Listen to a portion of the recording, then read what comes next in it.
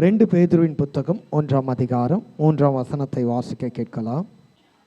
தம்முடைய மகிமையினாலும் காருண்யத்தினாலும்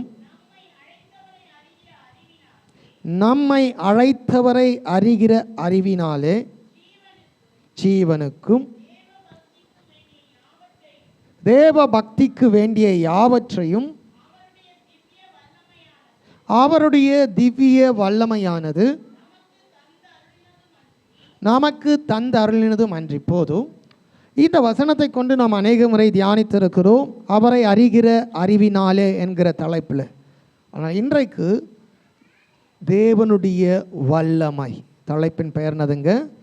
ஆமாம், தேவனுடைய வல்லமை. அதான் திவ்ய வல்லமை. திவ்ய வல்லமை நமக்கு எதை தந்தருளுகிறதாம்? இந்த ஜீவனுக்கும், சொல்லுங்க, இந்த ஜீவனுக்கும் தேவ பக்திக்கும் வேண்டிய யாவற்றையும், சொல்லுங்க, யாவற்றையும். இந்த ஜீவனுக்கும் இந்த உலக வாழ்க்கைக்கு வேண்டிய, ஆவிக்குரிய வாழ்க்கைக்கு வேண்டிய யாவற்றையும் தந்திருக்கிறது. தந்திருக்கிறதா? வேதம் சொல்லுகிறது அப்படியாய். அப்போ ஆண்டவருடைய வல்லமை இதை தந்திருக்கிறது. ஆனால் அதை நாம் அடைவதற்கு அவரை அறிகிற அறிவு நமக்கு தேவை என்று நாம் முந்தைய காலங்களிலே தியானித்திருக்கிறோம். இன்றைக்கு நாம் தியானிக்க போவது அந்த வல்லமையை குறித்து. எதை குறித்துங்க? அந்த வல்லமையை குறித்து. நமக்கு இந்த ஜீவனுக்கும் தேவ பக்திக்கு வேண்டிய யாவற்றையும் அருள் இருக்கிற வல்லமையை குறித்து நாம் தியானிக்க போகிறோம். அந்த திவ்ய வல்லமையை நாம் அறிந்திருக்கிறோம், அது வெளிப்பட்டிருக்கிறது. அந்த வல்லமை வெளிப்பட்டிருக்கிறது. யோவானின் புத்தகம் 1ஆம் அதிகாரம் 14ஆம் வசனத்தில் அந்த வல்லமை எப்படி வெளிப்பட்டது என்பதை விளக்குகிறது. அந்த வார்த்தை மாம்சமாகி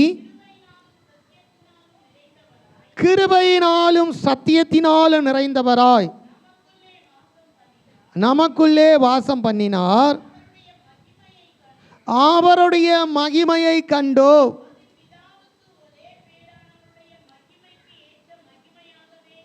அது பிதாவுக்கு ஒரே பேரானவருடைய மகிமைக்கு ஏற்ற மகிமையாகவே இருந்தது. இதுதான் அந்த திவ்ய வல்லமை. அவர் கிருபையினாலும் சத்தியத்தினாலும் நிறைந்தவராய் நமக்குள்ளே வாசம் பண்ணினார்.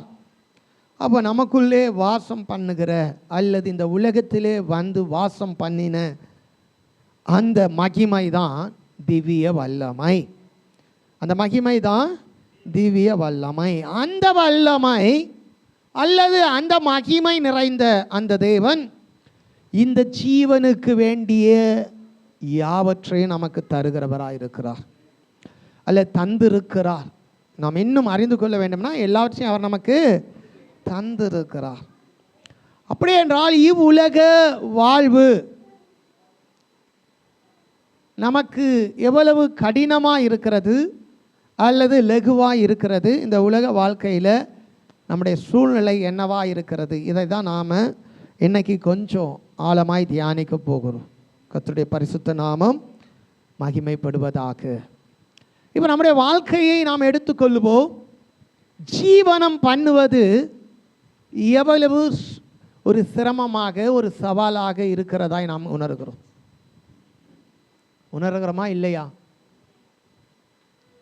இந்த வாழ்கிற வாழ்க்கை எவ்வளோ பிரச்சனைகள், எவ்வளோ போராட்டம், எவ்வளோ நெருக்கம், எவ்வளவோ துன்பங்கள். அப்படி என்றால் என்ன காரணம்? அப்போது நாம் வாழக்கூடாதபடி அல்லது மனுக்குலம் வாழக்கூடாதபடி செயல்படுகிற வல்லமை ஒன்று உண்டு. என்னதுங்க? மனுஷர்கள் வாழக்கூடாதபடி செயல்படுகிற வல்லமை ஒன்று உலகத்தில் உண்டு. மனிதர்கள் வாழும்படியாய் செயல்படுகிற வல்லமை ஒன்று உலகத்தில் உண்டு. அப்போ மனிதர்கள் வாழக்கூடாதபடி கட்டப்பட்டிருக்கிறார்கள், சிறைப்படுத்தப்பட்டிருக்கிறார்கள், ஒடுக்கப்பட்டிருக்கிறார்கள்.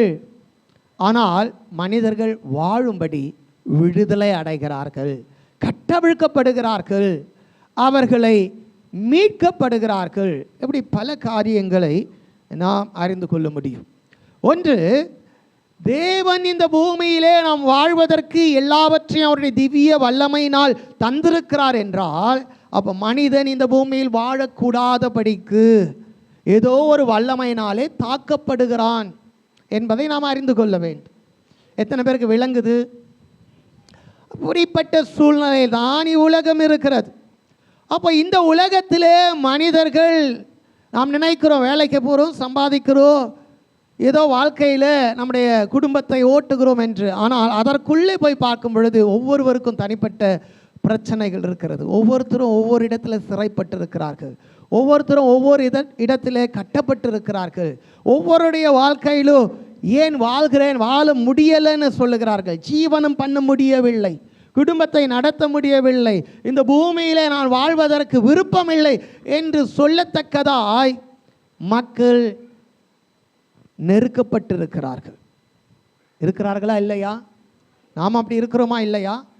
ஆனால் இப்படிப்பட்ட சூழ்நிலையில் தான் வேதம் சொல்லுகிறது, நாம் இந்த ஜீவனுக்கு வேண்டிய எல்லாவற்றையும், இந்த பூமியில் நாம் வாழ்வதற்கு வேண்டிய அத்தனை காரியங்களையும் அவருடைய திவ்ய வல்லமை தந்தருள் இருக்கிறது. கரங்களை தட்டி ஆண்டவர் நாமத்தை மகிமைப்படுத்தலாமா? அப்போ இந்த காரியங்களை நாம் இந்த காலவேளையிலே கொஞ்சம் ஆழமாய் நாம் தியானிக்க கர்த்தர் நமக்கு உதவி செய்வாராக. இந்த பூமியில் நாம் அநேக காரியங்களை சொல்லுகிறோம். சபிக்கப்பட்டவர்கள், சொல்லுங்க, ஒடுக்கப்பட்டவர்கள், அப்படி சொல்கிறோம். பூமியில் சாபம் கிரியை செய்யுமா? சாபம் இருக்கிறதா? ஆசீர்வாதம் என்று ஒன்று இருந்தால் சாபம் ஒன்று இருக்கிறது என்று. அப்போ எது ஒரு மனிதனை வாழ வைக்கிறது, எது ஒரு மனிதனை வாழக்கூடாதபடி கட்டுகிறது? ஆசீர்வாதம் ஒரு மனுஷன் என்ன செய்யுது? வாழ வைக்குது.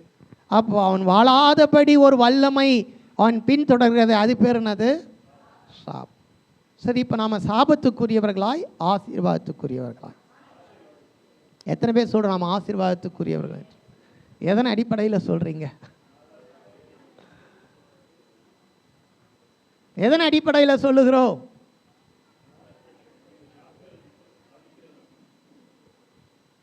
எதன் அடிப்படையில் சொல்கிறோம்? விசுவாசத்தின் அடிப்படையிலே சொல்லுகிறோம், விசுவாசிக்கிறோம். கலாத்தியர் புத்தகம் 3ஆம் அதிகாரம் 14ஆம் வசனம் நினைக்கிறேன், 14 13 வாசிங்க. மரத்தினாலே தூக்கப்பட்டவன் எவனும் சபிக்கப்பட்டவன் என்று எழுதியிருக்கிறபடி கிறிஸ்து நமக்காக சாபமாகி நியாய பிரமாணத்தின் சாபத்துக்கு நம்மை நீங்களாக்கி. நல்லா கவனிக்கணும், நல்லா கவனிக்கணும். கீழே இருக்க வசனத்தை வாசிங்க. ஆபிரகாமுக்கு உண்டான ஆசீர்வாதம் கிறிஸ்து இயேசுவினால் புறஜாதிகளுக்கும் வரும்படியாக ஆவியை குறித்து சொல்லப்பட்ட வாக்குத்தத்தத்தையும் நாம் விசுவாசத்தினாலே பெரும்படியாகவும் இப்படி ஆயிற்று. நல்லா கவனிக்கணும், நல்லா கவனிக்கணும். ஒருவேளை இதை நாம் பல முறை படித்திருக்கலாம், பல முறை கேட்டிருக்கலாம். ஆனால் இந்த நாளிலே பரிசுத்த ஆவியானவர் இந்த வார்த்தைகளை கொண்டு நம்மோடு ஏதோ ஒரு காரியத்தை அவர் பேசி கொண்டிருக்கிறார் என்று நான் விசுவாசிக்கிறேன். நல்லா கவனிக்கணும். ஆபிரகாமை கர்த்தர் அழைச்சாருங்க. எத்தனை பேர் என்னோடு கூட இணைந்து? ஆபிரகாமை கர்த்தர் அழைத்தாருங்க. அழைக்கும் போது அவனுக்கு ஒரு ஆசீர்வாதத்தை கொடுத்தார். என்ன ஆசீர்வாதம்னா, உன்னை ஆசீர்வதிக்கிறவர்களை, உன்னை சபிக்கிறவர்களை. அப்போ அங்கே சாபம் அவன் மேல் தங்குவதற்கு இடமில்லை. நல்லா கவனிக்கணும், சாபம் அவன் மேல் தங்குவதற்கு இடமில்லை. என்ன புத்தகத்துக்கு வருகிறோம்? பாலாக் பிழையாமை அழைத்து இந்த ஜனங்களை சபிக்க வேண்டும் என்று சாபத்தை கூறும்படி பணம் கொடுக்கிறார். ஆனால் தீர்க்கதரிசி என்ன சொல்றாரு?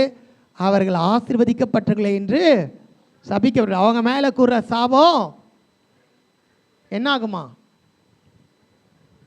அது யார் கூறுகிறார்களோ அவர்கள் மேல்தான் வரும். புரியுதா இல்லையா? அப்போ இப்படிப்பட்ட ஆசீர்வாதம், அதுதான் ஆபிரகாமின் ஆசீர்வாதம், விசுவாசிக்கிற உங்களுக்கும் எனக்கும் உண்டாயிருக்கும் பொழுது நியாய பிரமாணத்தின் சாபம் என்று ஒன்று வருகிறது. அது என்ன? இப்போ இந்த செய்திக்குள்ள நம்ம கொஞ்சம் ஆழமாய் போகணும். நம்முடைய வாழ்க்கையின் நிலவரம் எப்படி இருக்கிறது? நாம் ஆசீர்வாதத்துக்குரியவர்கள், நாம் ஆசீர்வதிக்கப்பட்டவர்கள். ஒருவரும் நம்மை சபித்தாலும் சாபம் நமக்கு வராது. இது உண்மை, இது உண்மை. அதுதான் ஆபிரகாமுடைய வாழ்க்கையில் தேவன் தந்தது. அது அவருடைய மாம்ச சந்ததிக்கு வந்தது. அவர்கள் என்னாகம புத்தகத்தில் அவர்கள் கடந்து வரும் பொழுது வெட்டுக்கிளிகளைப் போல தேசத்தை மூடுகிற இந்த ஜனங்களை கண்டு பாலாக்கு பயந்து கூலி பொருத்தி தீர்க்கதரிசியை கொண்டு வந்து அவர்களை எப்படியாகிலும் சபித்து விட்டால், சாபம் அவர்கள் மேல் தங்கிவிட்டால் அவர்களை நாம் ஈஸியாக மேற்கொள்ளலாம் என்று நினைத்தார்கள். ஆனால் சாபம் அவர்கள் மேல் கூற இயலாது. ஆனால் அந்த ஜனங்களுக்கு இன்னொரு காரியம் இருக்கிறது, நியாய பிரமாணத்தின் சாபம். அது என்னன்னா, சாபம் ஒரு மனுஷனும் நம்மை சபிக்க முடியாது, ஆனால் சாபத்தை நம்முடைய செயலினாலே நாம் நம்முடைய வாழ்க்கையிலே கொண்டு வர முடியும். அதுதான் அந்த நியாய பிரமாண சாபம். எத்தனை பேர் விளங்குது தெரியல. பாலாக்கு வந்தார், இவங்களை என்ன செய்ய முடியாது, சபிக்க முடியாது. இவர்கள் ஆசீர்வதிக்கப்பட்டவர் என்று போயிட்டார். போகும் பொழுது ஆனால் அவர்கள் சாபத்தை அவர்களே வருஷிக்க முடியும். தேவன் அவர்களை விட்டு நீங்கும்படி ஒரு காரியத்தை செய்தால் போதும், அவர்கள் பாவம் செய்தால் போதும் என்ற ஆலோசனையை சொல்லி பணத்தை வாங்கி சென்று போனார். அதுதான் அந்த நியாய பிரமாணத்தின் சாபம். சொல்லுங்க, நியாய பிரமாணத்தின். இப்படிப்பட்ட காரியம் உபாகம புத்தகம் 27-28 ஆண்டவர் அங்கே அவர்கள் செய்கையின் மூலமாக சாபத்தை ஆசீர்வாதத்தை பெற்றுக்கொள்ளுகிற காரியத்தை வைத்திருக்கிறார். உபாகமம் 27 அதிகாரத்தில் 12 வாசிங்க. சாபம் கூறப்படும் பொருட்டு ஏபால் மலையில் ரூபன், காத், ஆசேர், செபுலோன், தான், நப்தலி என்னும் கோத்திரங்கள் நிற்க வேண்டும். அப்பொழுது லேவியர் உரத்த சத்தமிட்டு பார்த்து, கர்த்தருக்கு அருவருப்பான காரியமாகிய தொழிலாளிகளினுடைய கைவேலையினால் செய்யப்பட்டதும் வார்ப்பிக்கப்பட்டதுமான வைக்கிறவன் சபிக்கப்பட்டவன் என்பார்களாக. அதற்கு ஜனங்கள் எல்லாரும் பிரதியுத்தரமாக ஆமேன் என்று சொல்ல கடவர். அப்படின்னா என்ன அர்த்தம்னா, அது அப்படியே ஆவதாக. என்னதுங்க ஆமேன்னா? என்னதுங்க? அப்படியே ஆவதாக. அதை அங்கீகரிக்கிறோம், ஏற்றுக்கொள்கிறோம் அப்படின்ற ஒரு காரியத்தை இங்கே வெளிப்படுத்துகிறது. அப்போது நியாய பிரமாணத்தின் சாபம் அப்படின்னா, இதே 30 அதிகாரம் 1 வசனத்தை வாசிங்க. உபாகமம் 30:1. நான் உனக்கு முன்பாக வைத்த ஆசீர்வாதமும் சாபமும் ஆகிய இந்த காரியங்கள் எல்லாம் உன்மேல் வரும்போது நீ உன் தேவனாகிய கர்த்தரால் துரத்தி விடப்பட்டு போயிருக்கும்போது நீ உன் இருதயத்திலே சிந்தனை செய்து உன் தேவனாகிய கர்த்தரிடத்துக்கே திரும்பி போதும். அங்கே என்ன தெரிஞ்சுக்கிறோம்? ஆசீர்வாதம், சாபம் என்கிற ஒரு பிரமாணத்தை உனக்கு முன்பாக வைத்திருக்கிறேன். ஜீவனையும் மரணத்தையும் உனக்கு முன்னே வைத்திருக்கிறேன். இதில் நீ எதை தெரிந்து கொள்ள போகிறாய்? அப்போது அதற்கு தான் 2 அதிகாரம் 27ஆம் அதிகாரம் முழுவதும் சாபத்தை நம்முடைய செயலினாலே சுகந்தரிக்கிற காரியங்களை குறித்தும், 28ஆம் அதிகாரம் ஆசீர்வாதத்தை நம்முடைய செயல்களினாலே சுகந்தரிக்கிற காரியங்களை குறித்தும் 2 பட்டியல் வைத்திருக்கிறார். எதுங்க? 2 விதமான பட்டியல் இருக்கிறது. இவர்கள் யார்? ஆபிரகாமின் சந்ததி. சொல்லுங்களேன், இவங்க யாரு? ஆபிரகாம் சந்ததி. ஆபிரகாமுடைய சந்ததிக்கு என்ன உண்டு? ஆசீர்வாதம் உண்டு. ஆபிரகாமுக்கு கொடுத்த 7 விதமான ஆசீர்வாதங்கள்ல ஒன்று விசேஷமானது, தற்காப்புக்குரியது. அது என்னவென்றால், உன்னை ஆசீர்வதிக்கிறவன உன்னை சபிக்கிறவன சாபமும் மேல தங்காது. ஆனால் இதுதான் ஆபிரகாமின் ஆசீர்வாதம். இந்த ஆபிரகாமின் ஆசீர்வாதத்துக்குரிய சந்ததிக்கு, ஆபிரகாமுக்கு ஆண்டவர் ஒரு பிரமாணத்தை கொடுத்தார். நியாய பிரமாணம் வருகிறது. ஆபிரகாம் விசுவாசத்தினாலே அவன் அழைப்பை ஏற்று விசுவாசத்துக்குள் வந்த பிறகு அவனுடைய சந்ததி அந்த விசுவாசத்தின் கிரியை நடப்பிக்க ஒரு கட்டளையை பெறுகிறார்கள். அதுதான் நியாயப்பிரமாணம். நமக்கு அந்த கட்டளைகள் உண்டு. அவருடைய கற்பனைகளை நாம் கை கொள்ள வேண்டும். இப்போ இந்த கட்டளைகள் வரும் பொழுது இவைகளை எல்லாம் நீ செய்யக்கூடாது. செய்தால் என்ன வரும்? சாபம் வரும். இவைகளை எல்லாம் நீ செய்ய வேண்டும். செய்தால் என்ன வரும்? ஆசீர்வாதம் வரும் என்று ஆண்டவர் சொல்லியிருந்தாலும், சில வேளையிலே இந்த நியாயப்பிரமாணம் மனிதனுக்கு தருகிற தண்டனையாகிய சாபத்திலிருந்து அவர்களுக்கு விடுதலை இல்லாமல் போய்விட்டது. என்ன இல்லைங்க? ஆனால் 30ஆம் அதிகாரத்தில் சொல்கிறாரு, நீங்கள் மனம் திரும்பி சிந்தனை செய்து தேவ சமூகத்தில் வரும் பொழுது அவர் உங்களை மன்னிக்கிறாரு. என்ன செய்கிறாரு? மன்னிக்கிறாரு. திரும்ப உங்களுக்கு வாழ்வளிக்கிறாரு. ஆனால் சாபத்தினுடைய வல்லமை, சாபத்தினுடைய காரியம் அவங்க வாழ்க்கையில் கானானை காண செய்யவில்லை.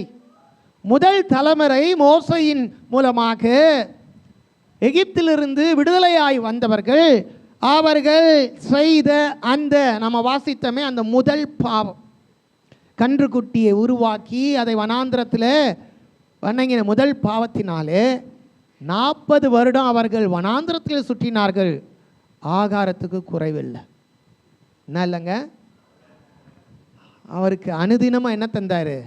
மன்னாவை, தூதர்கள் உண்ணும் மன்னாவை பொழிந்தார். அவங்க வஸ்திரம் பழைதாய் போகலை, அவங்க பாதரட்சைகள் தேய்ந்து போகலை. எல்லாம் நடந்தது. ஆண்டவர் அங்கேயும் அவருடைய வல்லமையினால் அவர்களை போஷித்தார். அந்த திவ்ய வல்லமை பழைய ஏற்பாட்டிலே இருந்தது. தேவன் யாரை அழைத்தாரோ, எவர்களை எகிப்திலிருந்து விடுதலை ஆக்கினாரோ, எவர்களுக்கு செங்கடல் மூலமாய் ஞானஸ்தானம் கொடுத்தாரோ, எவர்களுக்கு கண்மலையின் தண்ணீரை கொடுத்து தாகம் தீர்த்தாரோ, அவர்களை ஆவியானவர் நடத்தி வந்தார். ஆனால் அவங்க மேலே இருந்த ஒரு சாபம் என்னவென்றால், அவர்கள் ஜீவனுள்ள தேவனை விட்டு அவர்கள் தவறி போனதினாலே அவர்கள் 40 வருஷமும் அவர்கள் சுமந்ததும் ஆராதித்ததும் கர்த்தருக்கல்ல, வேறொரு காரியத்துக்கு. அதனாலே அவர்கள் கானானை என்ன செய்ய முடியல? சுதந்திரிக்க முடியல. இப்படிப்பட்ட சாபங்களையும் நம்மை விட்டு நீக்க தான் இயேசு கிறிஸ்து கல்வாரி சிலுவையில் தன்னை ஒப்பு கொடுத்தார்.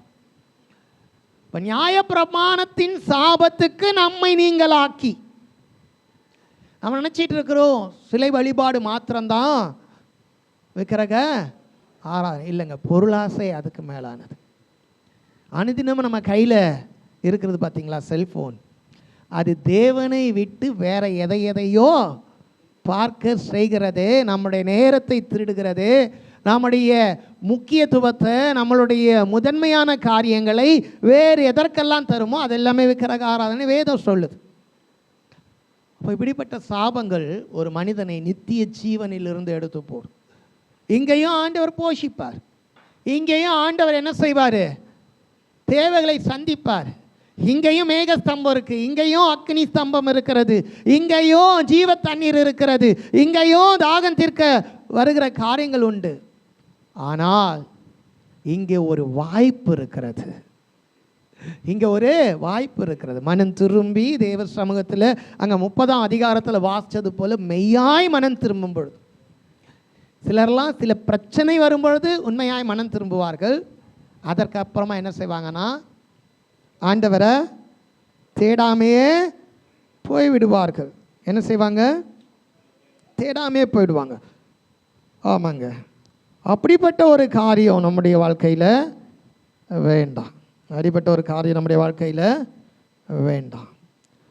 உபாகமம் 28:47 வாசிங்க. உபாகமம் 28:47. நம்ம எப்படி ஆண்டவரை ஆராதிக்க வேண்டும்? சகலமும் பரிபூர்ணமாயிருக்கையில் நீ மனமகிழ்ச்சியோடும் களிப்போடும்.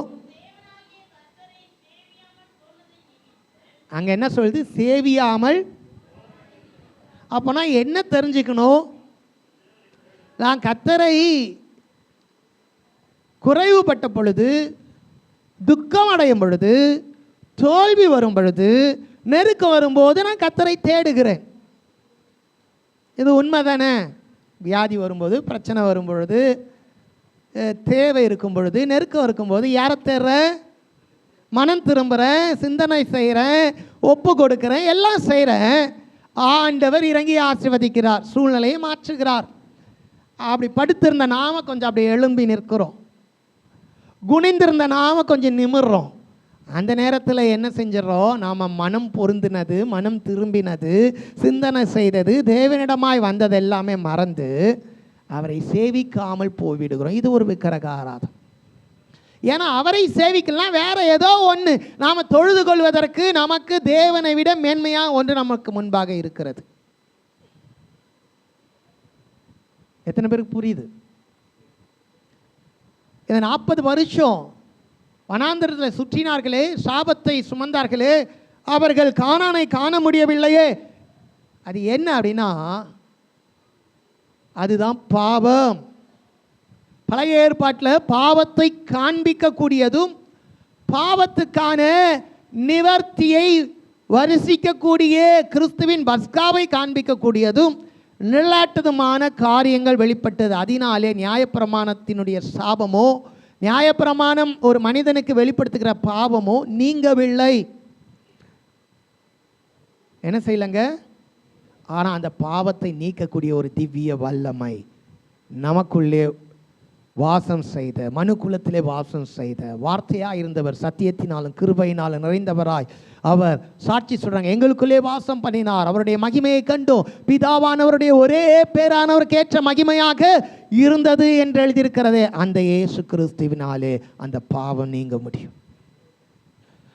அவர்கள் சகலமும் பரிபூர்ணம் இருக்கும் பொழுது, மன மகிழ்ச்சியாக இருக்கும் பொழுது, சகலத்திலும் அவர்கள் செழித்திருக்கும் பொழுது ஆண்டவரை ஆராதிக்க வேண்டும் என்கிற அந்த இடத்தை விட்டு விலகிட்டாங்க.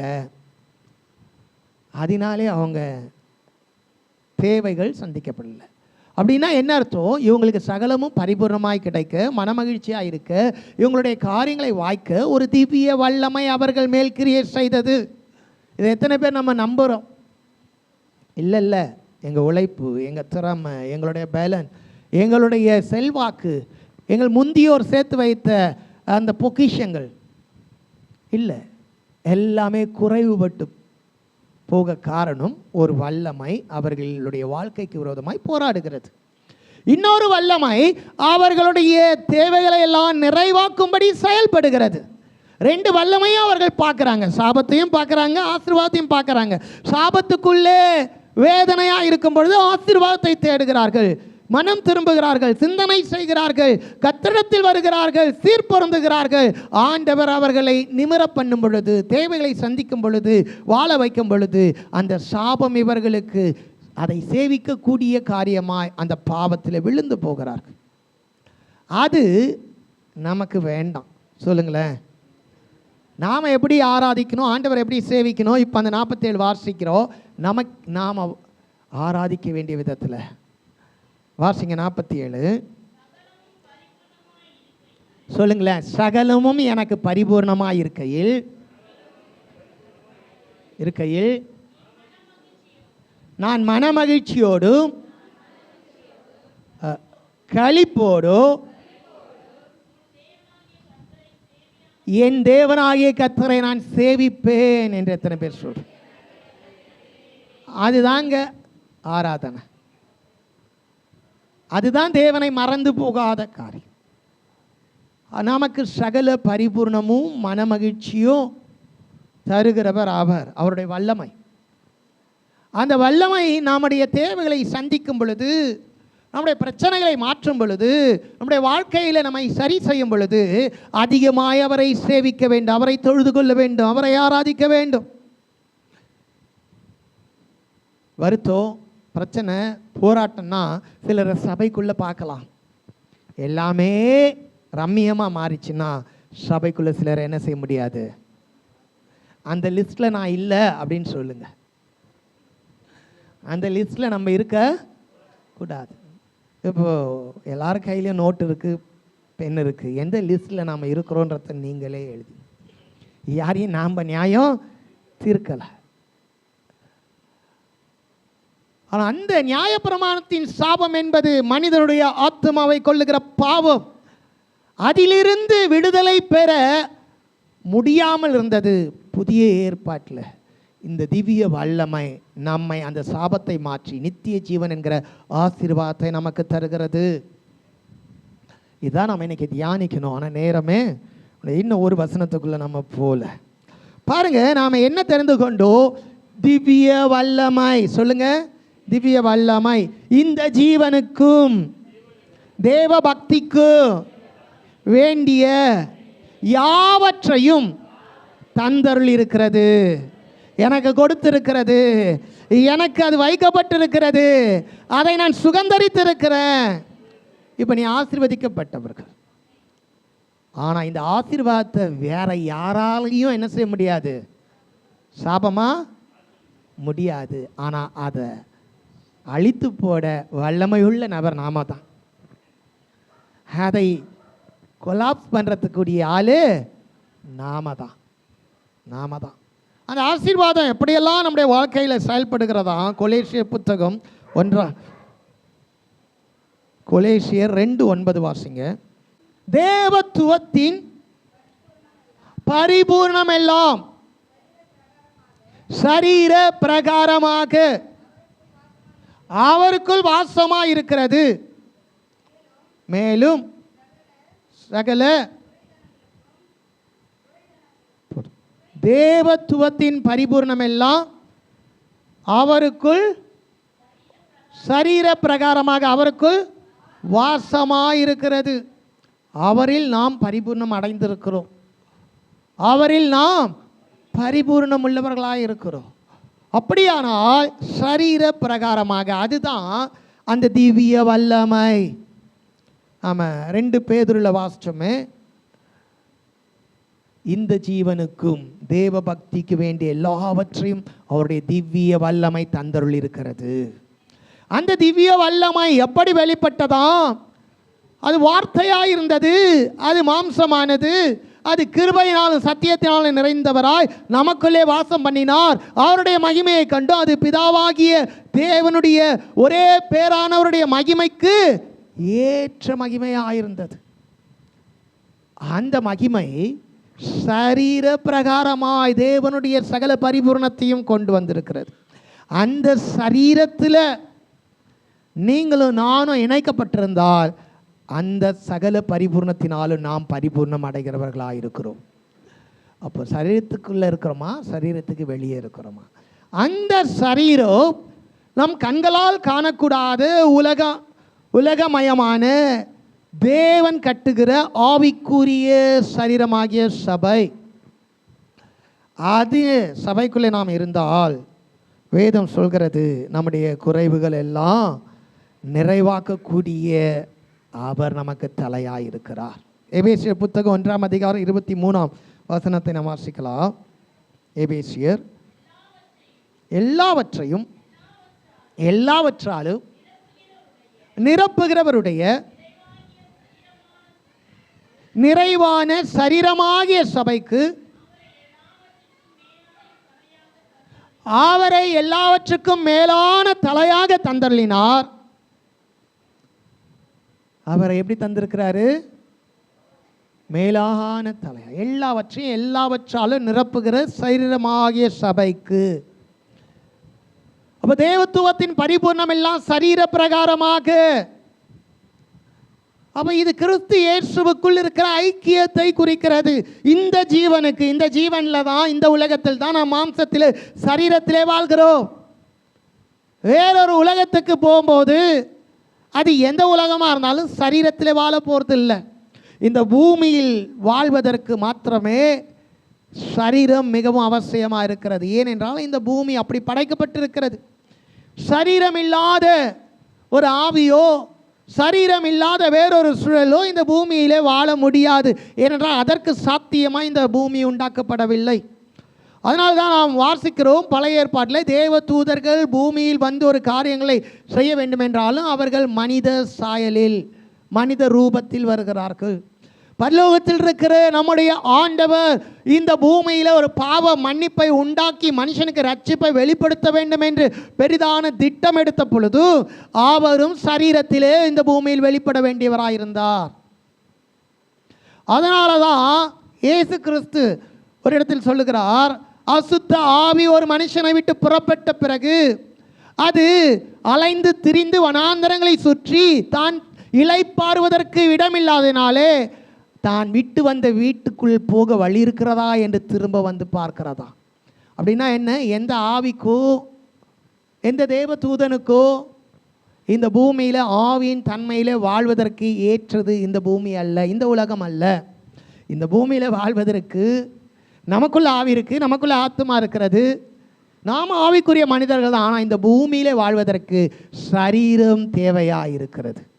இந்த சரீர பிரகாரமாய் நம்முடைய வாழ்க்கையின் எல்லாவற்றையும் நிறைவாக நமக்கு வேண்டிய எல்லாவற்றையும் கொடுக்க ஒரு ஆவிக்குரிய சரீரத்துக்குள்ளே நாம் இணைக்கப்பட்டிருக்க வேண்டும். அவர் தான் இயேசு கிறிஸ்து. அதான் சத்தியம். சத்தியத்துக்குள்ளே இணைந்திருக்கணும். அந்த சத்தியத்துக்குள்ளே இருந்தால் அந்த திவ்ய வல்லமையானது நமக்கு வேண்டிய எல்லாவற்றையும் சந்திக்க வல்லமை உள்ளதாக இருக்கிறது. அந்த சத்தியத்தை விட்டு சகலமும் பரிபூர்ணப்படும் பொழுது, நாம் மனமகிழ்ச்சியாக இருக்கும் பொழுது, நாம் கொஞ்சம் அப்படி கர்த்தராலே தூக்கி எடுக்கப்படும் பொழுது நாம் அவரை சேவிக்க மனதில்லாமல், 9 மணி தானே, ஒரு 1 hour கழித்து போகலாம், நம்ம என்ன செய்ய போகிறோம், அங்கே போனால் என்ன, எல்லாம் உக்காந்துட்டு கைத்தட்டி பாட்டு பாட போகிறாங்க, அவ்வளோதானே இருக்குது அப்படின்னு இந்த கட்டிடத்தையோ கட்டிடத்துக்குள்ளே இருக்கிற மனிதர்களையோ நாம் பார்க்குற அளவுக்கு தேவ சமூகம் நமக்கு தூரமாகி வேறொரு காரியம் அந்த நேரத்தில் நமக்கு தேவையா ஒரு முக்கியத்துவமானால் நாம் அதை சேவிக்கிறவர்களாய் மாறிவிடுகிறோம், கர்த்தரை சேவிக்காதவர்களாய் போய்விடும். அதுக்காக நேரமாக வரவங்க எல்லாரையுமே நீங்கள் கர்த்தரை சேவிக்கலை நான் சொல்ல வரலை. ஒவ்வொரு மனிதனுடைய சூழ்நிலைகள் பல காரியங்கள் இருக்கிறது. ஆனால் நாம் இப்படி ஒரு மைண்ட் செட்டப்பில் கொண்டு வந்துடக்கூடாது. 9 மணிக்கு தொடங்குவாங்க, 9:30 வரையும் பாட்டு பாடுவாங்க, அதுக்கப்புறம் ஜெபம் பண்ணுவாங்க, அதுக்கப்புறம் ஆராதனை பண்ணுவாங்க, அதுக்கப்புறம் செய்தி கொடுப்பாங்க, நம்ம செய்திக்கு போயிடலாம். இந்த மைண்ட் செட்டப்பில் வரக்கூடாது. சூழ்நிலைகள், பிரச்சனைகள், பல காரியங்கள் இருக்கிறது. ஆனால் நம் தேவ சமூகத்துக்கு வரும்பொழுது அவரை சேவிக்க வேண்டும். நாம் எந்த மனுஷனையும் பார்க்க வரலை, நாம் ஒருமனப்பட்டு வரும் பொழுது தேவன் நம்ம மத்தியிலே வாசம் செய்கிறார், அவரை சேவிக்கணும், அவரை பார்க்கணும், அந்த எண்ணத்தில் வரணும். சிலர்லாம் உள்ளே வந்தால் யாரை பார்க்கலாம், யாருக்கிட்ட என்ன காரியத்தை கேட்கலாம், அந்த எண்ணத்தோடு கூட வந்தால் அதுவும் விக்கிரக ஆராதனை தான். நாம் எந்த நோக்கத்துக்குள்ளே வருகிறோம் இதை பார்க்க வேண்டும். இப்பொழுது 2 விதமான காரியங்களை நாம் கொஞ்சம் அப்படி ஓரளவு பார்த்துருக்கிறோம். தேவனுடைய திவ்ய வல்லமையானது இந்த பூமியிலே நாம் வாழ்வதற்கு வேண்டிய எல்லாவற்றையும் தரவும் நம்மை வாழ வைக்க தகுதி உள்ளவர்களாய் மாற்றவும் வல்லமை உள்ளது. வேறொரு வல்லமை இருக்கிறது. இந்த பூமியிலே நாம் வாழக்கூடாதபடி, எதையும் அடையக்கூடாதபடி நம்மை நெருக்க, சிறைப்படுத்த, நம்மை கட்டக்கூடியதாக இருக்கிறது. அப்படிப்பட்ட 2 காரியத்தில் சுருக்கமாய் சொல்லி முடிக்கிற ஒரு மனிதரை குறித்து அதிகமாய் நாம் படித்திருக்கிறோம். பெதஸ்தா குளம் எத்தனை பேருக்கு தெரியுங்க? யோவான் சுவிசேஷ புத்தகத்தில் 5ஆம் அதிகாரத்தில் நாம் என்ன படிச்சிருக்கிறோம்? பெதஸ்தா குளம். எடுத்துக்க வேணாம். எத்தனை வருஷமா அங்கே இருந்தார்? எத்தனை வருஷம் இருந்தார்? எங்கே இருந்தாருங்க அவர்? மருத்துவமனைக்குள்ளே இருந்தார். நம்மளுடைய இது படி பார்த்தா எங்கே இருந்தாருங்க? ஆமாம், டாக்டர் வராங்க, மருந்து கொடுக்குறாங்க, ஆனால் அவருக்கு போயிட்டு அதில் அடைய முடியல. அவசரம் 38 வருஷமாக இருக்கிறேன், ஒருத்தரை என்னை கொண்டு போயிட்டு என்ன செய்ய முடியல. தூதன் வந்து அந்த தண்ணீரை கலக்கும் பொழுது கொண்டு போக முடியலை. ஆனால் மனிதர்கள் சுகமாக வேண்டும், அது தேவ சித்தம். என்னதுங்க? தேவ சித்தம். 38 வருஷம் கழிச்சு தான் அவன் ஏன் படுத்தப்படுக்கையாக இருந்தான். அது வெறும் சரீர வியாதியா என்பதை அங்கே நமக்கு தெரியுது.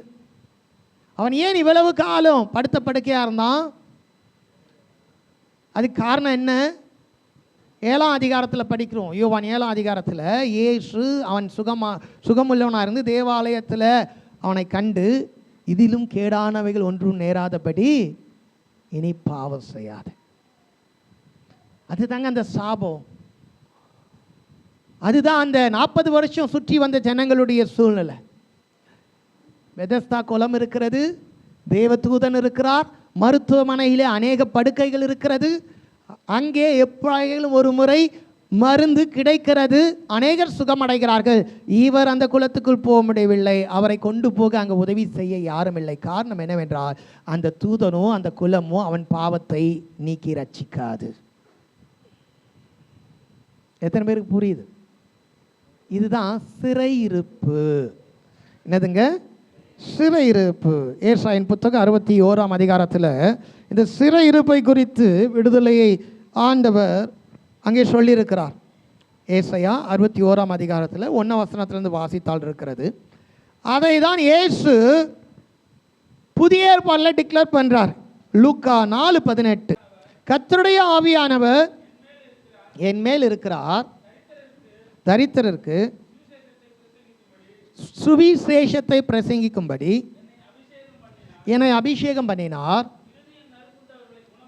இருதயம் நறுங்குண்டவர்களை குணமாக்கவும், சிறைப்பட்டவர்களுக்கு விடுதலையும், குருடருக்கு பார்வையும் பிரசித்தப்படுத்தவும், நொறுங்குண்டவர்களை விடுதலையாக்கவும் படுத்தவும் என்னை அனுப்பினார் என்று அவர் கண்டு வாசித்து முடித்தார். இப்போ வாசிங்க ஏசாயா 61. கர்த்தராகிய தேவனுடைய ஆவியானவர் என் மேல் இருக்கிறார், சிறுமைப்பட்டவர்களுக்கு சுவிசேஷத்தை அறிவிக்க கர்த்தர் என்னை அபிஷேகம் பண்ணினார், இருதயம் நொறுங்குண்டவர்களுக்கு காயம் கட்டுதலையும், சிறைப்பட்டவர்களுக்கு விடுதலையும், கட்டுண்டவர்களுக்கு கட்டவிழ்த்தலையும் கூறவும் பிரசங்கிக்கவும் என்னை அனுப்பினார். ஓகே, இப்போ இங்கே 4 காரியம். அந்த எழுத்துக்கும் இந்த எழுத்துக்கும் கொஞ்சம் வித்தியாசம். சிறுமைப்பட்டவர்கள் அங்கே இருக்கிறது, இங்கே தரித்திரர்னு இருக்கு. எத்தனை பேர் புரியுது? 2 வசனத்தை நம்ம வாசிச்சிருக்கோம், சிறுமைப்பட்டவர்கள், தரித்திரர். அப்போ தரித்திரர் என்கிற காரியம் சிறுமைப்பட்டவர்கள் என்கிற இடத்துலேருந்து எடுத்தால் இன்னும் விளங்குது. எப்படி சிறுமைப்பட்டார்கள்? அவர்களை ஏதோ ஒன்று சிறுமையாக்கியது, வெறுமையாக்கியது, ஏதோ ஒரு வல்லமை அவர்களை அழித்தது. எத்தனை பேருக்கு புரியுது? உலகத்தில் ஒருவன் ஐஸ்வர்யனாக இருக்கிறான், அதனாலே அவன் எந்த பாவமும் செய்யலையா, அப்போ அவர் எதுவும் சிறுமைப்படுத்தலையான்னு கேட்கக்கூடாது. சத்துருவினுடைய தந்திரங்களில் அநேக காரியங்கள் பிரிந்திருக்கிறது. இங்கே ஏதோ ஒன்று அவர்களை சிறுமைப்படுத்தி வைத்திருக்கிறது. இங்கே தரித்திரருக்கு சுவிசேஷம் அறிவிக்கப்படுது என்றால் எழுத்தின்படி வெறும் ஏழைகள், பொருளாதாரத்தில் பின்தங்கின அந்த தரித்திரர் மாத்திரமல்ல, கர்த்தரிடத்தில் ஐஸ்வர்யவானாய் மாறாமல், தேவனுடைய ஐஸ்வர்யத்தை அறியாமல் உலக ஐஸ்வர்யத்தினால், உலக நாணத்தினால் நிரப்பப்பட்டிருக்கிறார்கள். அவர்களும் தரித்திரர்கள் தான். அவர்களும் தேவனுடைய மகத்துவங்களை அறிந்து கொள்ளாதபடி இவ்வுலகத்தினுடைய வல்லமையினால் சிறுமைப்படுத்தப்பட்டிருக்கிறார்கள். அப்போது தரித்திரருக்கு சுவிசேஷம் அறிவிக்கப்பட்டிருக்குன்னா தேவனுடைய ஐஸ்வர்யத்தை இழந்திருக்கிற யாவருக்கும் அந்த சுவிசேஷம் அறிவிக்க வேண்டும். கர்த்தருடைய ஐஸ்வர்யம் பெருசு. அவருடைய இரக்கம், அவருடைய மன்னிப்பு, அவருடைய ரட்சிப்பு, அவர் தருகிற மறுரூபம், நமக்கு தருகிற நித்திய வாழ்வு, பரிசுத்தம், இதெல்லாம் மிகப்பெரிய ஐஸ்வர்யங்கள். இதை அதை இழந்திருக்க சிறுமைப்படுத்தப்பட்டிருக்கலாம், வேறொரு வல்லமையினாலே சிறுமைப்படுத்தப்பட்டிருக்கலாம், வேறொரு காரியத்தினாலே அவர்கள் ஆவிக்குரிய வாழ்க்கையில் தரித்திரராய் மாறியிருக்கலாம். இப்படிப்பட்டவர்களை குறித்து வேதம் சொல்லுது. அதில் மிக முக்கியமான 2 காரியத்தை நாம் எடுக்க போகிறோம். ஒன்று, சிறைப்பட்டவர்களுக்கு விடுதலையும் கட்டுண்டவர்களுக்கு கட்டவிழ்த்தலையும். அப்போது இது ரெண்டுமே, இந்த சிறையிருப்பும் கட்டுதலும் ஒரு மனிதனுடைய ஜீவியத்திலே அதிகமாய் பாதிக்கக்கூடியது, ஒரு மனுஷனுடைய வாழ்க்கையை அதிகமாய் தாக்கக்கூடிய ஒரு இடம். அதனால தான் அவர்கள் எவ்வளவு உழைத்தாலும் எவ்வளவு சம்பாதித்தாலும் சமாதானத்தையும் சந்தோஷத்தையும் இழந்து போகிறவர்களாய், வாழ்க்கையிலே வாழ வேண்டிய விதத்தில் வாழக்கூடாதவர்களாய் மாறி போகிற காரியம். இந்த 38 வருஷமாய் இவன் படுத்த படுக்கையாக இருந்தானே, அது ஒரு சிறையிருப்பு. அவனால் நகர முடியாது, அவனால் அசைய முடியாது, இருந்த இடத்திலேயே இருக்கிறது. பழைய ஏற்பாட்டில் எப்பொழுதெல்லாம் தேவனுடைய கட்டளையே தேவனுடைய கற்பனையை மீறினார்களோ அப்பொழுதெல்லாம் அவங்களுக்கு சிறையிருப்புகள் காத்திருந்தது. அப்பொழுதெல்லாம் அந்த தேசத்தை முற்றுகை போட மற்ற தேசங்களுக்கு தேவன் அனுமதித்தார். அவர்களுடைய பாவம் பெருகிய போது ஒரு பக்கம் அசிரியாவினாலும் மறுபக்கம் பாபிலோனாலும் சிறைப்பட்டு அழிக்கப்பட்டு போனது. அப்படியாய் சிறையிருப்பு என்பது ஒரு மனிதனுக்கு வரும் பொழுது அவனுடைய வாழ்க்கையிலே அவன் ஜீவனத்துக்கு வேண்டிய யாவற்றையும் இழந்து போகிறான், வாழ்வுக்கு வேண்டிய யாவற்றையும் இழந்து போகிறான். இந்த மனிதன் 38 வருடமாய் படுத்த படுக்கையில் இருந்தானே, அதுதான் அவனுடைய சிறையிருப்பு. அதற்கு காரணம் என்னவென்றால் பாவம். என்னதுங்க? பாவம். பாவம் எவ்வளோ வல்லமை உள்ளது தெரியுமா? நாம் வாழ வேண்டிய எல்லா தலங்களையும், நாம் வாழ வேண்டிய எல்லா வழிகளையும், நாம் வாழ்வதற்கு நமக்கு முன்பாக இருக்கிற எல்லா ஆசீர்வாதங்களையும் எல்லா வாய்ப்புகளையும் அது நம்மை விட்டு நீக்கிவிடும். பாவத்தினுடைய வல்லமை மகா பெரியது. அது நம்மை அசைய முடியாதபடி நம்மை சிறைப்படுத்திவிடும். வெளியே வர முடியாது, வெளியே வர முடியாது. அங்கே தேவ தூதன் இருந்தான், அங்கே பெதஸ்தா குளத்தில் குணமாக்குகிற தண்ணீர் இருந்தது. ஆனால் அது இந்த மனிதனுக்கு உதவாதது. இந்த உலகத்திலே நம்முடைய பாவ சிறையிருப்பை அறியாத வரை இந்த உலகத்தில் எத்தனை நவீன காரியங்கள் இருந்தாலும், எத்தனை விஞ்ஞான வளர்ச்சிகள் இருந்தாலும் அது நம்முடைய சரீரத்தின் ஆரோக்கியத்துக்கு உதவாது. எத்தனை பேருக்கு விளங்குதுன்னு தெரியல. நம்முடைய சரீர ஆரோக்கியத்திற்கு உதவக்கூடியது. சரீரத்தில் வியாதி வரும், பலவீனம் இருக்கும், எல்லாம் வரும். எல்லா காரியத்துக்கும் பாவத்தை சொல்லவில்லை, ஆனால் அது மருந்து மாத்திரைகளால் குணமாக்க முடியும். எத்தனை வாய்ப்புகள் இருந்து இதே பிரச்சனை எத்தனையோ பேருக்கு சுகமாகிறது, எனக்கு சுகமாகவில்லை என்னும் பொழுது அது ஒரு சிறையிருப்பாக இருக்கலாம். அது என்னவா இருக்கலாம்? அதனால தான் அந்த பெதஸ்தா குளத்தில் 38 வருஷமாக இருந்த இடத்துல இருக்கிறார். அவரை ஒருவரு அந்த குளத்திடத்தில் கொண்டு போய் சேர்க்க முடியாதா? சேர்த்தாலும் என்ன இல்லை, பிரயோஜனம் இல்லை. மார்க்கு சுவிசேஷ புத்தகத்தில் வாசிக்கிறோம், அதே போல திமிர்வாதக்காரன் ஒருவனை 4 பேர் படுக்கையில் இருந்து அவனை தூக்கி சென்று இயேசு கிறிஸ்து பிரசங்கித்திருந்த அந்த வீட்டின் அருகே வந்து அந்த வீட்டின் மேல் தட்டை அவர்கள் பிரித்து கட்டிலின் மூலமாய் கயிறை கட்டி இறக்கினார்களாம். இயேசு அந்த மனிதனை பார்த்ததுமே தெரிந்து கொண்டார், இது பாவத்தினாலே உண்டானது. அதனாலே அவர் ஒரு வார்த்தை சொன்னார், உன் பாவம் உனக்கு மன்னிக்கப்பட்டது. அப்பொழுது அவன் சுகமாவதற்கான வழி பிறந்தது. அந்த தேவ தூதனோ அந்த தண்ணீரோ அந்த மனிதனுடைய பாவத்தை மன்னிக்க கூடாதது. அதனாலே அங்கே அவன் இருந்தும் சுகம் பெற முடியவில்லை. அவன் இருந்ததும் தேவ சமூகம்தான், அவன் இருந்ததும் தேவன் வைத்திருக்கிற அந்த ஒரு எல்லைக்குள்ளதான், தேவனுடைய விருப்பத்துக்குள்ளதான் இருக்கிறான். தேவ தூதனை அனுப்புவேன், தண்ணீரை கலக்குவேன், என் ஜனங்கள் சுகமாக வேண்டும், வியாதியிலிருந்து விடுதலை பெற வேண்டும், அவர்கள் ஆரோக்கியம் அடைய வேண்டும் என்கிற தேவனுடைய இருதயத்தின் ஏக்கங்கள் நிறைவேறுகிற இடத்தில் தான் இருந்தான். ஆனாலும் அவனுக்கு சுகமில்லை. காரணம், ஆண்டவராலே ரட்சிக்கக்கூடாதபடி அவருடைய கரம் குறுகி இல்லை. உங்கள் பாவமே அவருக்கும் உங்களுக்கும் நடுவாக சுவராய் இருக்கிறது. ஆனாலும் இயேசு என்ன செய்தார்? தேவ தூதனோ தண்ணீரோ உனக்கு மருந்தில்லப்பா, நீ விடுதலையாக வேண்டிய ஒரு காரியம் இருக்கிறது. உன்னுடைய பாவம் மன்னிக்கப்பட வேண்டும். அப்படி என்றால் அதை மன்னிக்கக்கூடிய பரிகாரி நான் ஒருவரே என்று அவரே கடந்து போய் சுகத்தை கொடுத்தார். அப்போ ஒரு மனுஷனுடைய பாவம் மன்னிக்கப்படக்கூடிய, பாவம் என்கிற சாபம் நீங்கக்கூடிய ஒரு காரியம் இருக்கின்றால் அவர் ஆண்டவராகிய இயேசு கிறிஸ்து. அவரை விசுவாசிப்பதினாலே நாம் ஆசீர்வதிக்கப்பட முடியும். ஒரு பாவம் ஒரு மனிதனை கட்டிவிட்டால் அவன் கண் சொருகி போன குருடனை போலதான்.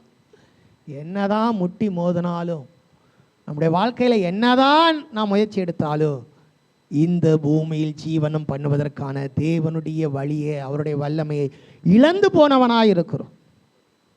அதே வேதத்தில் நம்ம வாசிக்கிறோம். 18 வருஷமா தேவாலயத்தில், ஜெபாலயத்தில் ஒரு அம்மா இருக்கிறாங்க. எத்தனை வருஷமா? ஆபிரகாமின் குமாரத்தி. சொல்லுங்களேன். அப்படின்னா ஆபிரகாமுக்கு உண்டான ஆசீர்வாதத்துக்கு சொந்தக்காரங்க. ஆபிரகாமுக்கு என்ன ஆசீர்வாதம்? சாபம் அணுகாது. ஆசீர்வதிக்கிறவர்கள் அவரு ஆசீர்வதிப்பார். அப்படிப்பட்ட ஒரு மிகப்பெரிய ஆசீர்வாதத்துக்குரிய ஒரு பாத்திரம். அந்த அம்மா எப்படி இருக்காங்களாம்? 18 வருஷமா கூனியாக இருந்தாங்க. எப்படி இருக்கிறாங்க? 18 வருஷமா கூனியாக இருக்கிறாங்க. ஆமாம், லூக்கா 13:11 வாசிங்க. அப்பொழுது 18 வருஷமாய் பலவீனப்படுத்தும் ஆவியை கொண்ட ஒரு ஸ்திரீ அங்கே இருந்தால்,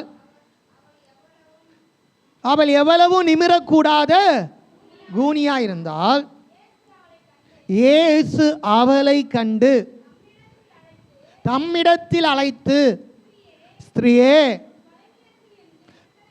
உன் பலவீனத்திலிருந்து விடுதலையாக்கப்பட்டாய் என்று சொல்லி அவள் மேல் தமது கையை வைத்தார். உடனே அவள் நிமிர்ந்து தேவனை மகிமைப்படுத்தினாள். சாத்தான் இவளை 18 வருஷமாய் கட்டியிருந்த ஆபிரகாமின் குமார்த்தியாகிய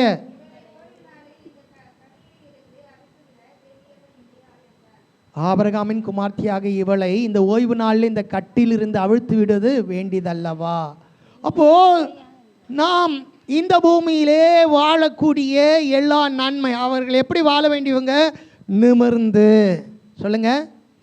இயல்பாக மற்றவர்களைப் போல வாழ வேண்டியவர்கள் தான். ஆனால் வாழக்கூடாதபடி வேறொரு வல்லமாய் அவர்களை கூனியாய் கட்டி வைத்திருந்தது. அப்போ இயேசு அங்கே சொல்கிறார்ல, சிறைப்பட்டவர்களுக்கு விடுதலையும் கட்டுண்டவர்களுக்கு கட்டவிழ்த்தும் தரும்படி என்று. அந்த சிறையிருப்பு என்பது பாவம். என்னதுங்க? பாவம். கட்டப்பட்டவர்கள் என்பது பிசாசினாலே ஆட்கொள்ளப்பட்டவர்கள். அப்போ இந்த கூனியாய் இருக்கிறது பிசாசு அவர்களை கட்டி வைத்தது. அவங்களுக்குள்ள அப்படிப்பட்ட ஒரு வியாதியை, அவங்களுடைய நடுமுதுகு எலும்பை அப்படி வளைத்து, அவங்க நரம்புகளை, அந்த தோல் பட்டைகளை நிமிரக்கூடாதபடி அவங்களுக்கு உருவாக்கி விட்டது. இன்றைக்கி சயின்ஸில் போனால் அதுக்கு ஒரு வியாதி, ஒரு பேர் சொல்லியிருப்பாங்க. இந்த நரம்பு இப்படி புடைத்து விட்டது, எலும்பு அப்படி வளைந்து விட்டது, அதனால் இது இந்த வியாதி, இதை இப்படி செய்ய முடியாது, ஆப்ரேஷன் பண்ணாலும் நிமிர முடியாது, ஏதோ ஒன்று சொல்ல. ஆனால் அதற்கு பின்னாடி ஒரு மறைவு இருக்கிறது. பிசாசு அவங்க வாழக்கூடாதபடிக்கு அவங்களை கட்டி வைத்திருந்தான். சொல்லுங்களேன். வேதம் என்ன சொல்லுது? பிசாசுக்கு இடம். அப்போ ஆபிரகாமின் குமார்த்தி தான். நியாயப்பிரமாண சாபத்துக்கு நீங்களாக்கப்பட்டவர்கள் தான். நாம் எல்லாம் கிறிஸ்து இயேசுவை பற்றி விசுவாசத்தினாலே ஆசீர்வாதத்துக்கு பாத்திரவான்கள் தான். பிசாசுக்கு இடம் கொடுத்தா என்ன ஆகும்? பிசாசுக்கு இடம் கொடுத்தா என்ன ஆகும்? கட்டப்பட்டவர்களாய் மாறிவிடும். அப்போ நம்முடைய ஜீவியத்தில், நம்முடைய வாழ்க்கையில் நாம் வாழ வேண்டிய சகல நன்மைகளிலும் இருந்தும் வாழக்கூடாதபடி கட்டப்பட்டவர்களாய் மாறிவிடும். அதனால தான் வேதம் சொல்லுது, பிசாசுக்கு எதிர்த்து பாவத்துக்கு விலகி ஓடு. ரெண்டுத்துக்கு என்ன வித்தியாசம்? பிசாசானவன் நேரடியாக நம்மை வஞ்சிக்கிற அவனுடைய வல்லமைகளை எதிர்த்து போராடணும். பிசாசானவன் தான் பாவம் செய்கிறவன். அவனுடைய தந்திரங்களை அறிந்திருக்கிற நாம் அவனுடைய இச்சைகளுக்கு அவனுடைய கவர்ச்சிகளுக்கு இடம் கொடாமல் விலகி ஓடணும். இதில் கவனமாக இருந்தால் பாவமோ பிசாசனுடைய வல்லமையோ நம்மை ஆட்கொள்ளாதபடி கர்த்தருடைய கற்பனையில் நடக்க முடியும். அப்பொழுது இந்த பூமியிலே நாம் வாழ்வதற்கு வேண்டிய எல்லாவற்றையும் தருகிற தேவனுடைய திவ்ய வல்லமையின் ஆசீர்வாதத்தை அனுபவிக்கிறவர்களாய் வாழ முடியும். எத்தனை பேருக்கு விளங்குது? நேரம் இல்லை. எத்தனை பேருக்கு விளங்குது? எத்தனை பேருக்கு விளங்குது? இப்போ தந்திரம் என்ன, பாவம் என்ன அப்படின்னா நமக்கு தெரியணும். அவனுடைய சூழ்ச்சி வேத வசனத்தையே சொல்லுங்களேன், வேத வசனத்தையே வேறு விதமாக நமக்கு போதித்து நம்மை விட தள்ளுவது தான் பாவம். அதுக்கு என்ன செய்யணும்? விலகி ஓடணும். பிசாசனுடைய வல்லமைகள் எதிர்த்தாக்குதலுக்கு என்ன செய்யணும்? எதிர்த்து நிற்கணும். ரெண்டுத்துக்கு வித்தியாசம் இருக்கிறது. ஒரு வசனத்தை வாசிக்கலாமா? லூக்கா 6:28. லூக்கா 6:28. உங்களை சபிக்கிறவர்களை ஆசீர்வதிங்கள், உங்களை நிந்திக்கிறவர்களுக்காக ஜெபம் பண்ணுங்கள், உன்னை ஒரு கன்னத்தில் அறைகிறவனுக்கு மறு கன்னத்தையும் கொடு,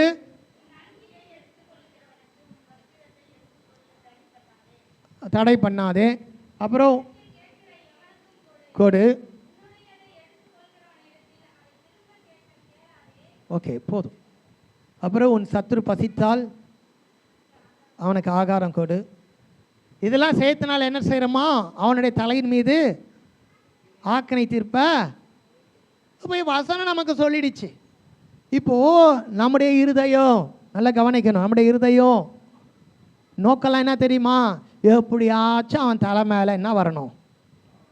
அக்கினியை வர வைக்கணும் அப்படின்ற எண்ணத்தில் என்னை சபிக்கிறியா, நான் அவனை ஆசீர்வதிக்கிறேன், என்னுடைய இதை எடுத்துக்கொள்கிறேன், எடுத்துக்கோ. உள்ளுக்குள்ளே என்ன இருக்குது? உள்ளுக்குள்ளே என்ன இருக்குது? உனக்கு அவ்வளவும் டபுளாக இருக்குது. இந்த இருதயத்தை ஆண்டவர் கேட்கல. இதுதான் பிசாசனுடைய தந்திரம். என்னதுங்க? இதுதான் பாவம். புரியுதுங்களா நான் பேசுறது? கிறிஸ்து நமக்கு மன்னித்த போல தேவனுடைய இருதயத்தை அறிந்த நாம் தேவனுடைய அன்பை அவர்கள் அடைந்து கொள்ளும்படியாய் நாம் ஆசீர்வதிக்க வேண்டும், நாம் மன்னிக்க வேண்டும், நாம் எடுத்துக்கொள்ள பொழுது சகிக்க வேண்டும். நாம் ஒரு பிளானில் இருந்துக்கிட்டு இப்படி செஞ்சால் இப்படி வந்திருக்குதுல்ல, அப்போ யாரெல்லாம் என்னை திட்டிருக்கிறாங்க அவங்களெல்லாம் நான் மன்னிக்கிறேன், யாரெல்லாம் என்னை சபிச்சிருக்கிறாங்க அவங்களெல்லாம் தேடி போய் ஆசீர்வதிக்கிறேன்னா நாம் வேற எங்கேயோ கட்டப்பட்டிருக்கிறோம், வேற எதுலேயோ சிறைப்பட்டிருக்கிறோம். அப்படி தான் வேதத்தில் இருக்கிற அநேக வசனங்களை கொண்டே நம்மை வேறு விதமாய் நடத்துகிறது அவனுடைய தந்திரம். அதற்கு நாம் விலகி ஓடணும். பிசாசனுடைய வல்லமைகளுக்கு அவனுடைய காரியங்களுக்கு எதிர்த்து நிற்கணும். என்ன செய்யணும்? எடுத்து நிற்கணும். இப்போ இந்த பெதஸ்தா குலத்தில் எத்தனை பேர் கொண்டு போய் விட்டாலும் ஒரு பலன் இருக்காது. தேவ தூதன் கலக்கிய பொழுதே அவன் இறங்கி இருந்தாலும் அவனுக்கு சுகம் இருந்திருக்காது. காரணம் என்ன? அவன் பாவத்தினால் சிறைப்பட்டிருக்கிறான். அவன் பாவம் மன்னிக்கப்படும் பொழுது அவன் ஆரோக்கியம் அடைந்தான். இன்னைக்கு நாம் சில காரியங்களில் சிறைப்பட்டு போயிருக்கும் பொழுது நாம் எத்தனை ஆயிரங்களை எத்தனை காரியங்களை வேறு விதமாக நாம் பரிகாரங்களை செய்து கொண்டிருந்தாலும் ஒரு விமோச்சனம் கிடைக்காது. கர்த்தராகிய இயேசு கிறிஸ்துவின் இடத்திலே நாம் வரும் பொழுது, அவரிடத்திலிருந்து மன்னிப்பை பெறும் பொழுது, அவருடைய ஆசீர்வாதத்தை அடையும் பொழுது நமக்கு ஒரு விமோச்சனம் கிடைக்கும். பிசாசு ஒரு மனிதனுக்குள்ளே அவனுடைய நன்மைகளை கெடுக்கத்தக்கதாய் அவனுடைய ஆசீர்வாதங்களை சீரழிக்கத்தக்கதாய் கட்டப்பட்டிருந்தா அதுக்கு நாம் எந்த பரிகாரம் செய்தாலும் விடுதலை கிடையாது. அவருடைய நாமத்தினாலே மாத்திரமே விடுதலை உண்டு. அன்றைக்கு இயேசு கிறிஸ்து கூனியை தொட்டு நிமிர செய்தார், பிசாசனுடைய கட்டவிழ்த்தார். அந்த கட்டிலே திமிர்வாதக்காரனை இறக்கிய பொழுது அவனை கண்டு அவன் மேல் மனதுருகி உன் பாவம் உனக்கு மன்னிக்கப்பட்டது என்று சொல்லி பாவ மன்னிப்பை தந்தார். அவன் சுகமடைந்தான். இன்றைக்கு அதுதான் அந்த திவ்ய வல்லமை. இந்த ஜீவனுக்கு நாம் வாழ வேண்டிய எல்லாவற்றையும் தருகிற திவ்ய வல்லமை நமக்கு அருளப்பட்டிருக்கிறது. அதுதான் இயேசுவின் நாமம். எத்தனை பேருக்கு விளங்குது? இவ்வளோ மகத்துவமான, இவ்வளோ மகிமை நாங்கள் கண்டோம். பிதாவாகிய ஒரே பேரானவருக்கு ஏற்ற மகிமையாகவே இருந்தது என்று சாட்சி கொடுத்தார்களே, அந்த மகிமை, அந்த திவ்ய வல்லமை, அந்த தேவகுமாரன் இன்றைக்கு நமக்கு இருக்கிறார். அவருடைய நாமத்தினாலே நமக்கு அந்த வழி இருக்கிறது என்றால் நாம் எவ்வளவாய் அவருடைய திவ்ய வல்லமையினாலே நாம் வாழ்வதற்கு வேண்டிய சகல வழிகளையும் பெற முடியும், நாம் ஆசீர்வதிக்கப்பட முடியும். அப்போ இன்றைக்கு நாம் என்ன செய்யணும்? சகலவும் நிறைவு பெற்றிருக்கும் போது, மனமகிழ்ச்சியாக இருக்கும் பொழுது கர்த்தரை சேவிப்பதிலிருந்து யோனா மாதிரி விலகி ஓடணும். அதுவா? அப்போ தான் ஆண்டவர் என்ன செய்யணும்? அதிகமாய் சேவிக்கணும். அப்படி சேவித்தா என்னாகும்? அந்த குறைவுகள் என்னாகும்? குறையாதபடி நிறைவாக நம்முடைய வாழ்க்கையில் பாதைகள் திறக்கப்படும். ஒருவேளை இங்கே நான் சொல்கிற இந்த காரியத்தை கேட்டதுமே காரு பங்களா அந்த இடத்துக்கு போகாதீங்க. நம்முடைய சரீரத்துக்கு சுகம் தேவை, நம்முடைய வாழ்க்கைக்கு ஆசீர்வாதம் தேவை. நம்முடைய வாழ்க்கையில் அநேக வல்லமைகள் போராடி கொண்டிருக்கிறது. ஆனால் நாம் ஆபிரகாமினுடைய ஆசீர்வாதத்துக்கு சொந்தக்காரராக நாம், தேவனுடைய கற்பனைகளை கைக்கொள்ளுகிற நாம், இந்த பூமியில் நீங்களும் நானும் வாழ்வதற்கு வேண்டிய சகல நன்மைகளையும் வழிகளையும் வாசல்களையும் அவருடைய வல்லமை தந்திருக்கிறது. அதிலே நாம் வாழ்ந்து போகக்கூடிய காரியத்தை மாத்திரம் நான் பேசிக்கொண்டிருக்கிறேன்.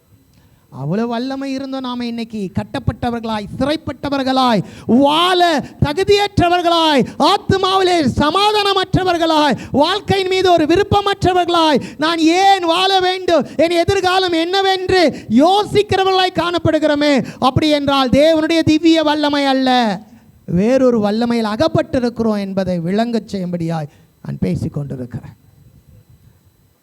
அப்போ நாம் தேவனுடைய திவ்ய வல்லமைக்கு ஒப்பு கொடுக்கும் பொழுது அவர் சிருஷ்டிகர். அவர் 18 வருஷம் கூனை நிமிரச் செய்தவர், 38 வருஷம் படுத்திருந்தவனை நடக்க செய்தவர். நம்முடைய வாழ்க்கையில் அவருடைய திவ்ய வல்லமை நம்மை வாழச் செய்யும். அவர் மன்னிக்கிறவர், அவர் ஆபிரகாமின் ஆசீர்வாதத்தை தருகிறவர், பரிசுத்த ஆவியானவரை வாக்கு பண்ணினவர், அவர் பிந்தின சந்ததியை கானானுக்குள் கொண்டு போய் சேர்த்தவர், நம்மையும் அந்த பரலோகத்தில் சேர்க்க வல்லவராக இருக்கிறார்.